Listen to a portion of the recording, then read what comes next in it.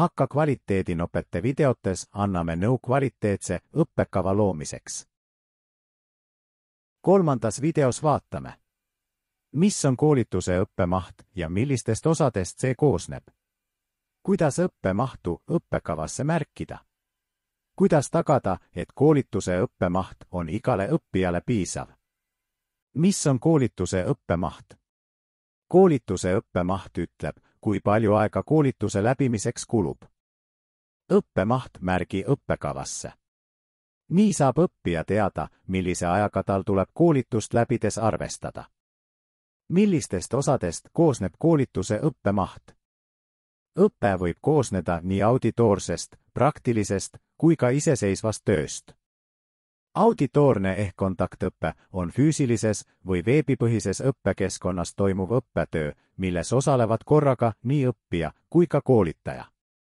Näiteks loeng, seminar, juhendamine, konsultatsioon. Praktiline töö on praktilisi ülesandeid sisaldav õppetöö, mis võib toimuda nii koolitusasutuses kui töökeskkonnas. Näiteks praktilised tegevused õppeköögis, garaažis, laboris, arvutiklassis või mujal.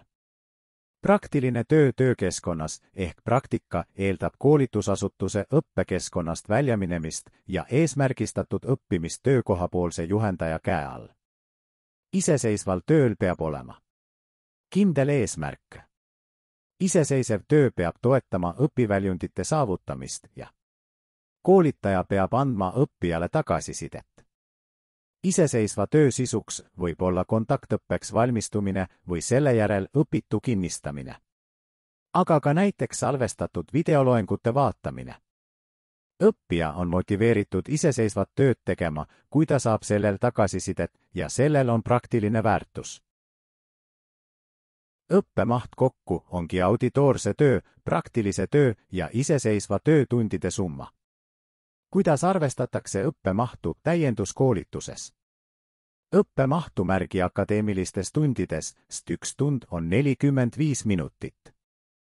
Õppemahu määramisel arvesta alati õppija töötunde, mitte koolitaja töötunde. Kui koolitus lõpeb tunnistusega, siis arvesta õppemahu sisse ka õppija aeg lõpetamise tingimuste täitmiseks, eksami tegemiseks, lõputöö esitlemiseks, äriplaani kaitsmiseks, praktilise töö sooritamiseks jne. Pea meeles, et lõuna ega kohvipause ei arvestata õppemahu sisse. Kuidas tagada, et koolituse õppemaht on igale õppijale piisav? Selleks on mitu võimalust. Hinda koolituse õpiväljundite sisu.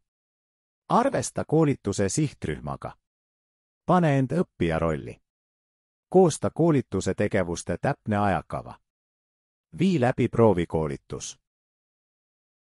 Loodame, et said sellest videost häid mõtteid.